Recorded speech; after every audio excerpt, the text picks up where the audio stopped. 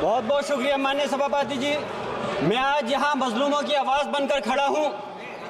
उन करोड़ों भारतीय मुसलमान और अल्पसंख्यकों की जद्दोजहद और हक की बात करना चाहता हूँ जो इस देश का अटूट हिस्सा हैं। मेरे अल्फाज बंटवारे के नहीं बल्कि इत्तेहाद के हैं। मेरे अल्फाज मायूसी के नहीं बल्कि एक उम्मीद के हैं। ऐसी उम्मीद जो कि हमारे इस देश को जोड़ना चाहती है। हमारे संविधान को बनाने के लिए हमारे बाबा भीमराव अंबेडकर साहब, मौलाना अबुल कलाम आज़ाद साहब, डॉक्टर जाकिर हुसैन साहब ने मिलकर के इस संविधान को बहुत मेहनत के साथ बनाया था। ये सिर्फ किताब की शक्ल में देने के लिए नहीं है। आज संविधान के उस पर मैं कहना चाहता हूं कि भारत का संविधान इंसाफ, आज़ादी और भाईचारगी की जिंदा गवाही है और ये गारंटी देता है कि नागरिक हर मजहब, जात या नस्ल पर इज्जत के साथ गुजार सकते हैं जिंदगी। लेकिन अफसोस है, एक मुस्लिम रहनुमा की हैसियत से मुझे इस दस्तावेज पर बेपनाह फख्र है जो कि दस्तावेज जो संविधान हमें इजाजत देता है। आर्टिकल 15 के मुताबिक किसी भी नागरिक को मजहब, जात, लिंग, नस्ल या जन्म के स्थान पर भेदभाव नहीं किया जाएगा। आर्टिकल 19 में बोलने के अभिव्यक्ति की आज़ादी का हक दिया गया है जो कि हमारे अधिकारी को हक की आवाज़ को छीनने का आप काम कर रहे हैं। आर्टिकल 25 अपने मजहब को मानने और उस पर अमल करने की आज़ादी देता है। आर्टिकल 29 के तहत अल्पसंख्यकों के हकों की हिफाजत करने के लिए प्रावधान किए गए हैं।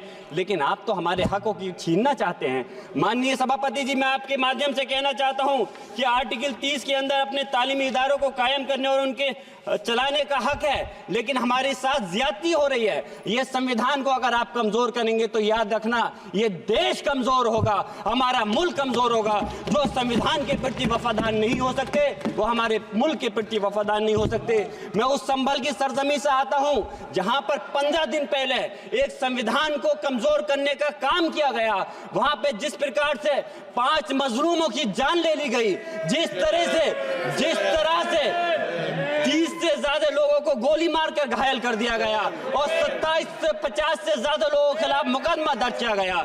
मैं पूछना चाहता हूं माननीय सभापति जी, मैं सांसद हूं, मैं अपने मुकदमे का मैंने कहा था मुझे डर नहीं है। मेरे खिलाफ मुकदमा लिखा गया, मैं वहां मौजूद नहीं था और ये मुकदमा जो हमारे चाहे विपक्ष के सांसद हो या सत्ता पक्ष के सांसद हो, आप याद रखिए जनता की आवाज हो, जनता के बीच में जाकर के आपके जवाबदेही बनती है। और मैंने अपनी जनता को आवाज को उठाने का काम किया तो क्या गलत किया था? माननीय सभापति जी, सिर्फ इस बुनियाद पे मुकदमा लीजिए गया। आज मैं आपको बताना पॉइंट पे बोल रहा हूँ, संविधान पर ही बोल रहा हूँ माननीय सभापति जी। आज मैं चाहता हूँ उन लोगों को इंसाफ मिलना चाहिए जो जिन्होंने ज्यादती की है, उनको सजा मिलनी चाहिए। और आज एक इमाम को सिर्फ इसलिए गिरफ्तार कर लिया गया संभल के अंदर कि सिर्फ उन्होंने अजान लाउड स्पीकर से दे दी थी। अफसोस है कि आज हमारे साथ ऐसी ज्यादती हो रही है। माननीय अध्यक्ष जी, हमारा संविधान किसानों को मजबूती की बात करता है जो इस देश की रीढ़ की हड्डी है। 130 किसान जो 10 दिन से ज्यादा समय से जेल में बंद हैं, आप किसानों को हक नहीं दे पा रहे तो किसको हक देने का काम करोगे? मैं अफसोस करता हूँ आज पूरे प्रदेश और मुल्क के अंदर जिस तरह से हमारे लोगों की हिफाजत नहीं की जा रही। एक मॉब लिंचिंग सिर्फ धर्म के नाम पर, अगर कोई मुस्लिम है, ओबीसी है या पिछड़ा समाज का, एससी समाज का है तो नाम पूछ करके उसकी हत्या कर दी जाती है।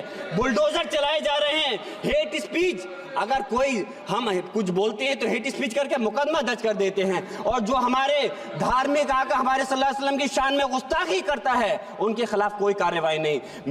मेरे पास समय कम है इसलिए तेजी के साथ में मुझे बोलना पड़ रहा है। माननीय सभापति महोदय जी, ये सवाल बंटवारे का नहीं बल्कि हम वतनों के लिए जिनका जमीर मर गया है उनके जमीर को जिंदा करने के लिए है।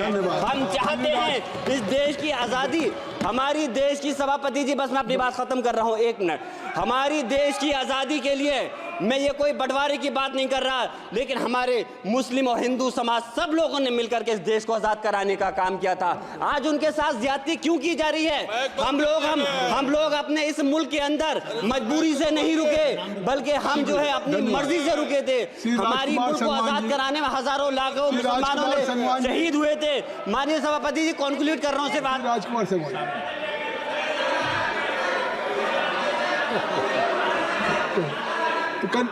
आप कंक्लूड करें ना, आप कंक्लूड कर लो। माइक शुक्रिया माननीय सभापति जी। बिल्कुल, माइक मैं आ एक गया। मुस्लिम और अल्पसंख्यक रहनुमा के तौर पर मैं अपनी बिरादरी के लिए खास हक के मुताबिक नहीं करता। मैं सिर्फ ये चाहता हूं कि आईना के बाद संविधान के मुताबिक हर नागरिक के लिए जो वादा किया गया उसे पूरा हो, हुकूमत से कमजोर की हिफाजत को यकीनी बनाए और नफरत फैलाने वालों को सजा दे।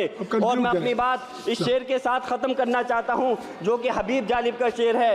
ऐसे जुल्म सुबह बेनूर को मैं नहीं मानता, मैं नहीं जानता, मैं भी खाइफ नहीं तख्ताए दार से, मैं भी मंसूर हूं कैदो अगियार से, क्यों डराते हो जिंदान की दीवार से, जुल्म की बात को जहल की रात को मैं नहीं मानता, मैं नहीं जानता। श्री राजकुमार संगवान जी, श्री राजकुमार संगवान जी।